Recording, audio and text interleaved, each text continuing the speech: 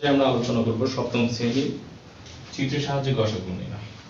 তাহলে সর্বপ্রথম আগে আমরা গসাগুর পূর্ণরূপটা জেনে নিই। গসাগুর পূর্ণরূপ হচ্ছে গরিষ্ঠ সাধারণ গুণনীয়।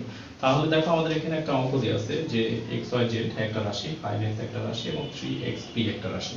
এখন বলছে যে এই রাশি তিনটার চিত্রের সাহায্যে কিভাবে আমরা গসাগু নির্ণয় করতে পারি সেটা বোঝার চেষ্টা করি। চলো আমরা সর্বপ্রথম কি করব, যে প্রথমে আমরা কি করব, যে রাশি তিনটির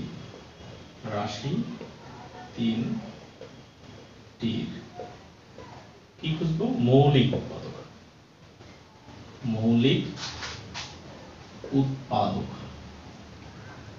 উৎপাদক খুঁজে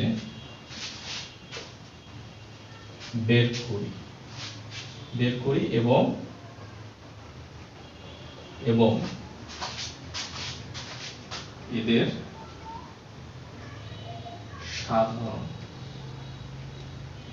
সাধারণ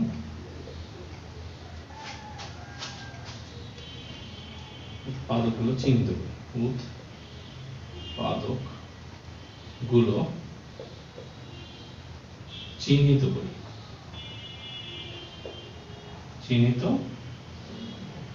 করি।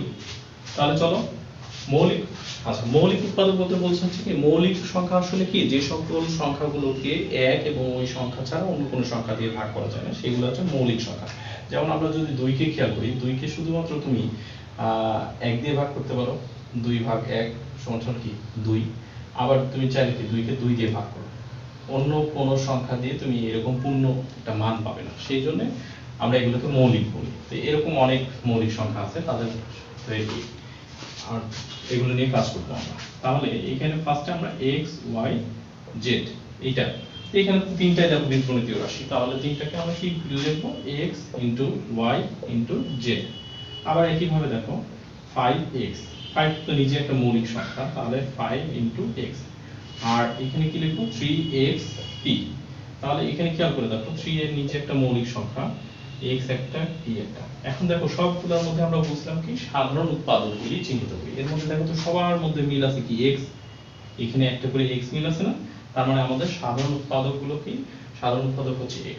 তাহলে আমরা এখন লিখব যে তিনটি বৃত্তে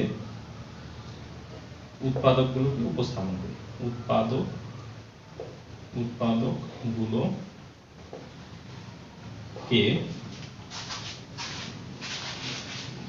উপস্থাপন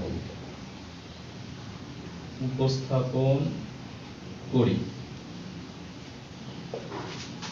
তাহলে খেয়াল করো তিনটা বৃত্ত, আমি আপাতত হাত দিয়ে কাটছি, তোমরা কম্পাসের সাহায্যে আঁকাবে। এই একটা বৃত্ত, এই একটা বৃত্ত, আর